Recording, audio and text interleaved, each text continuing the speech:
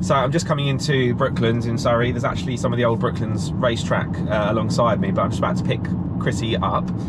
He's just finished a day working at Mercedes-Benz World, so hopefully he's not too tired to talk to us. But yeah, pick him up, see what he has to say.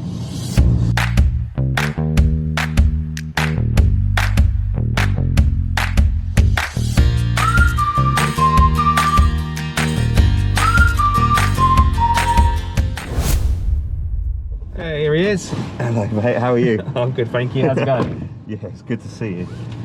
Oh, good stuff. Nice to have finished as well. Yeah, how's your day? Yeah, not bad. It's nice being in a car, so I'm happy. Yeah, it's obviously a really cool place. I've mentioned it a couple of times on our live streams, but I guess some people watching probably won't have a clue what we're on about with Mercedes-Benz World. So let's start with that. Like, what does a day at MB World sort of consist of for you? Lots of going fast and lots of meeting new people, which is lovely, especially after all the time we've had off not doing anything really. Yeah. It's a great place to be and get to come out and test drive AMGs all day, C63s and E63s, which is obviously don't forget the GTs. Of course, yeah. which is actually had some fun in the GTR Pro just the other day. It's such a cool car, isn't it? Oh, of course, because you were here filming, weren't you? Yes, yeah, we were doing some stuff, so it's all good fun. So yeah, obviously a big part of it though is sat in the passenger seat. What's that side of it like? Why are you in the passenger seat? Well, I mean, it's still not too bad. I still don't do much complaining, but obviously I'd rather be in the right hand side of the car. Getting to teach owners that have just bought their new AMGs things about their cars is great fun, and showing them the safety systems is also cool, but then getting to show them how it drifts as well is the best bit. Yeah, and there's a purpose-built like skid pan and stuff there, so it is like a car's playground, I always call it. That's a good way of putting it, actually. So I mean, I've known you for quite a few years now. I was trying to think back to when it actually first was, but it was probably when we did that ACE program, wasn't it? Yeah, actually I'd forgotten about that bit. Not forgotten about it, but yeah, I was thinking back. No, go-karting, Jicker. You were in Jicker. Was we in Jicker at the same time? I wasn't in Jicker, I was in ICA, but I think you were in Jicker. So I think we probably knew each other then. Yeah, we're definitely around karting paddocks at the same time. Definitely. That's the thing with motorsport, isn't it? In the real world anyway, you kind of sort of see the same people throughout for years, which is really cool, I love it. But yeah, so like the ACE program is, for people watching, is like a advanced apprenticeship sporting excellence, I think it was. It was like motorsport college is the way I always describe it. So that was always a fun time, wasn't it? It was definitely interesting. I can't remember how long I lasted in it. But yeah, imagine a load of racing drivers at college, and then you've kind of got probably a good idea. It's just absolute carnage. And the drives home as well. I think they were probably the best bits, weren't they? Crash while we were out on the road, that's always good. It was always pretty much a race afterwards. I remember coming out of Silverstone after a day there. That was like, it was like a rally with our helmets on. Yeah. That was, yeah, it was embarrassing, but so much fun. Yeah, no, the stuff you get up to. Cool. So obviously, yeah, motorsport background, and that's where we know each other. What are you up to at the moment then? Because you're one of the few drivers that are doing our live streams and stuff that have raced in the real world as well. So yeah, what are you up to at the moment? So currently in the Mazda MX-5 in the 2020 version for next year. We're just getting the car ready for the Cup, so that there's a one-make series for it, which will be loads of fun, because the cars are amazing, and loads of them out there together will be even better. Obviously missing the rallycross, just because I like going sideways.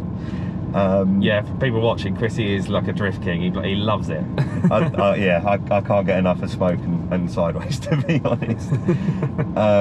But there's still a bit of that in the Mazdas. When it rains, it's great at going sideways. So still having loads of fun.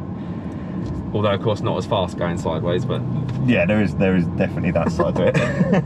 Did you do Silverstone the other week in GT4? Can't remember, for our racing.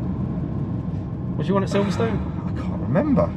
I don't think I did Silverstone. No, Monza was the last one. Yes, you did, right? It was. Yeah, Monza was the last one. Yeah, because we had this almighty weather at Silverstone, and no, I did one race. I did do one race. One race at Silverstone. You were done. Yeah, and that was it. I hadn't spent enough time setting my car up. didn't realise quite how important the setup was. I must have lucked into it on the first couple of races. Yeah, and obviously Monza was really good as well. So yeah, coming to the racing side of it then, what sort of stuff are you doing online? So we've touched on the real world. What sort of one? Because I know you're actually streaming quite a bit as well yourself. So tell us a bit about that. Yeah, so started off with the with iRacing, which is obviously great platform.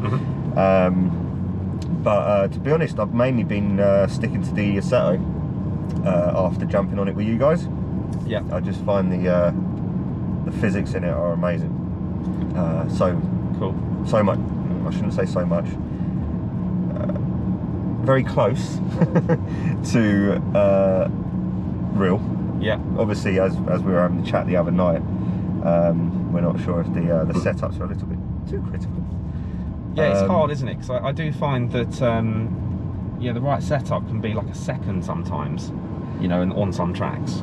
Yes, well, funny you should say that. I think I found 9/10 last night, and all I did was change 0.2 camber, and that's nothing.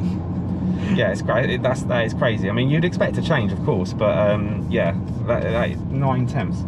I mean, we were fairly close on pace the other night, so you've now completely just driven away from my lap times, which is really annoying. Well, we have to get back on. We can keep sharing our setups. Yeah. So I'm sure we'll be all right. We'll both be on par. I'll have to again. rob that off you again. Doesn't take long. Don't worry about that. I've still got some more stuff to do to it anyway. I'm not completely happy. I want to be doing I want mid 54s before I'm happy.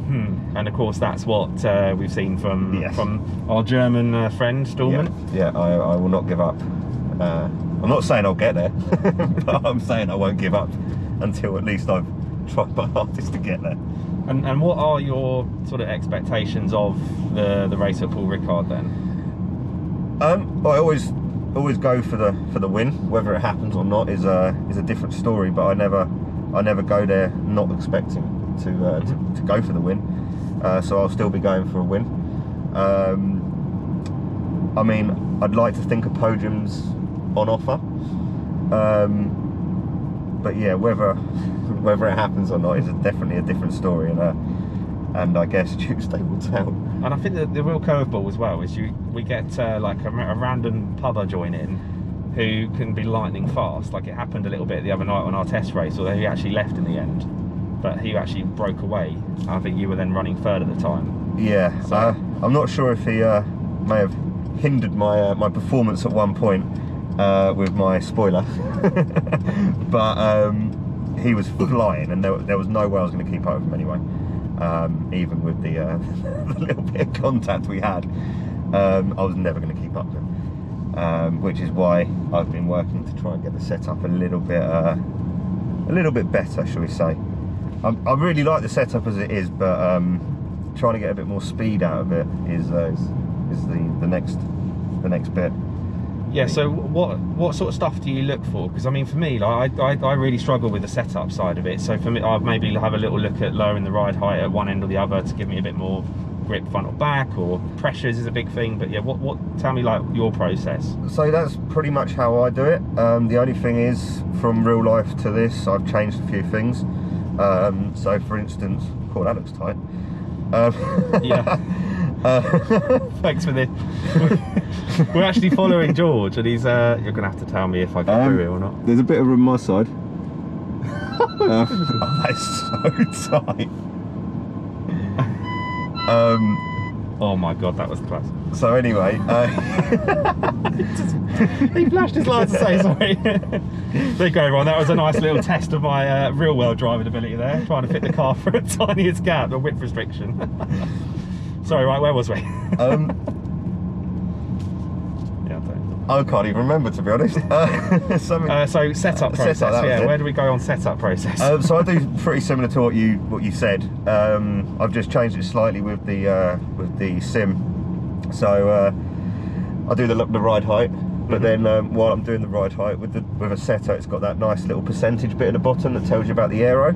Yes, and I noticed that literally 1 mil was making 0.1% difference straight away. So I've actually started using the ride height instead of doing it for my grip levels, front to back balance. I'm doing it more for top end. So I found 3 miles an hour by raising it by 2 mil. just on the front.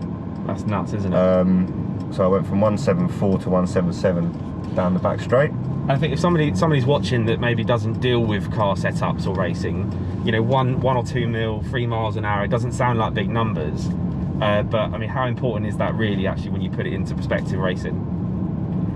Yeah, I mean, at the end of the lap it was 9/10, so that was and that was back to back as well, same fuel load, same tyre pressures, pretty much the same track, everything, because it had only been one session apart. Of course, you times that over a 90-minute race, you know, we're probably about 45 laps in that sort of time frame, isn't it? Yeah.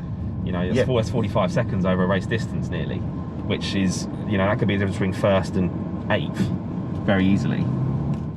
Cool. And then, so the other thing I really wanted to like get your opinion on was the comparison, and again, sort of one of the few people that can do this, the comparison for racing in a simulator game versus the real world. Like, how do you find it? What's the key differences for you?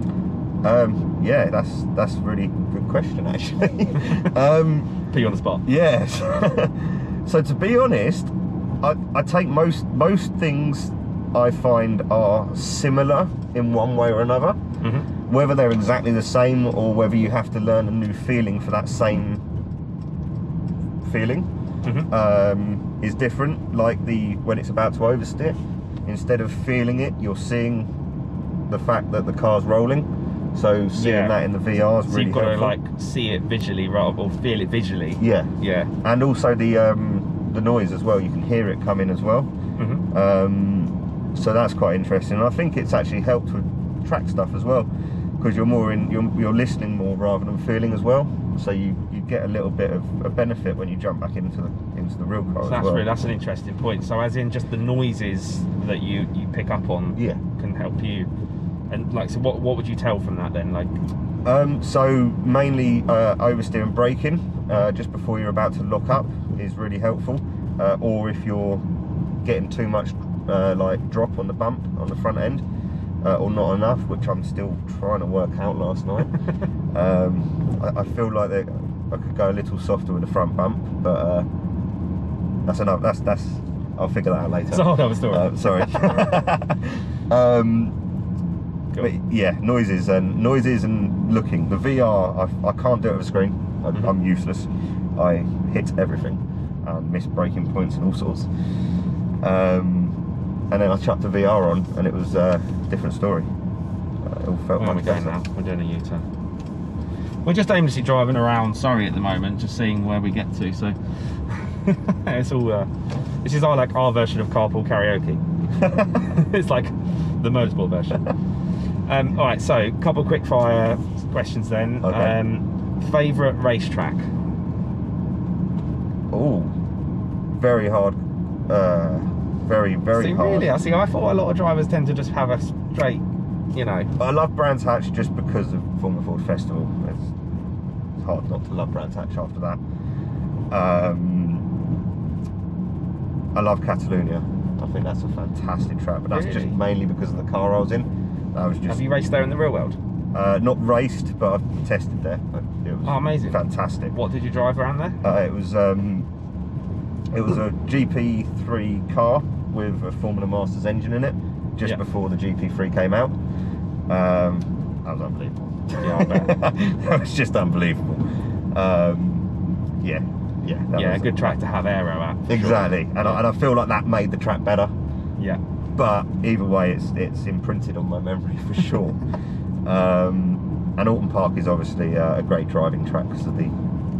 Yeah, I'm a big fan of Alton. And actually, Paul Ricard's great. Yeah, I see. I didn't really like Paul Ricard at first, but we've actually spent a bit more time on it recently because of the upcoming race, and it's grown on me a little bit as well.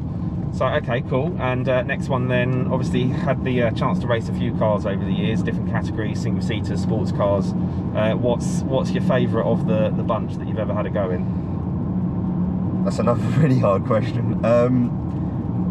I'll always miss Formula Ford because of the racing. Mm-hmm. The racing taught me so much, and the racecraft that you learn from Formula Ford was unbelievable without any wings, and then having the close racing as well. So I want to say Formula Ford. but the RX is just insane. I'd say Formula Ford RX are on par.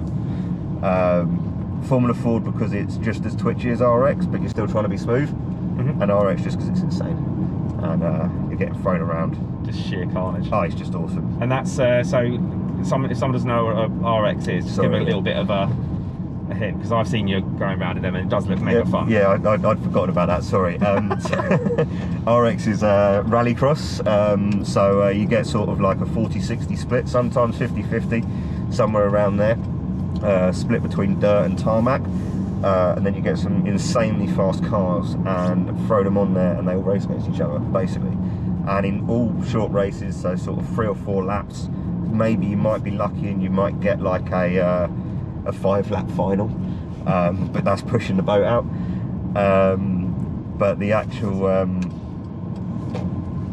yeah, he doesn't know the area very well, does he? So we're following George in his car, you see, so it means I don't have to worry about where we're going, but I kind of do because he keeps stopping. Sorry, carry on. The cars are just insane, to be honest. I think even the buggies did it in nearly 2 seconds, 0 to 60, and the supercars obviously do it in 1.8, I think, or 1.9, or the new electric ones do it in 1.8, and they look insane. Did you see that on TV the other day? No. I think Ken Block was in one, and he just got given the new World Rally car in World Rallycross, and the electrics, and yeah, it's actually pretty mental, isn't it? Oh yeah. How quickly some stuff can accelerate now. Yeah. Even like, have you been in an EQC yet? Yes. Mercedes EQC. Brilliant, aren't they? Not designed to be a performance car, but it's so quick still off the line. I think you know our dynamic area. Yeah. I think it does the same speed as the C63 does. It's nuts, isn't at it? the end of it, yeah. It's crazy. Cool. And then the last one I was going to say was a sort of any tips that you could give to someone for, like, what's your top tips for trying to go faster in sim racing? Just send it. I'm joking. Crash into everyone at turn 1, straight over the grass. Yeah, basically. No, smooth is key. The smoother you can be, the smoother you are, the faster you can be. Not necessarily you will be, but you can be faster if you're smoother. Practice. Took me ages to figure it out. Ages. The more seat time you get, the better, really. Yeah, I so agree with that, because I think with all the racing experience, I don't know about you, but I feel like you can jump into a car in the real world and adapt to it fairly quickly. Yep. But we've also got to remember we've got, like, I don't know, I've got like 18 years, I guess, of racing. Yep. You're probably similar, so you can kind of translate that. But yeah, sim racing, you just have to put so much time in to really, yeah, hone in, like you say. So. Cool, well there you go, Chrissy's top tip, practice more and be smooth. And I still need to practice more too. Yeah, better get back on it before we start. Cool, alright dude, well thank you so much for taking some time to sit and chat, and hopefully everyone watching enjoyed finding out a bit more about one of the guys that's racing. So I guess we'll just finish with the fires as a fox is running around. Sorry life, see. But yeah, so I guess we'll finish with a COVID elbow bump. Oh yeah, that's how it goes these days. Yeah, and yeah, well, back to studio, as they say.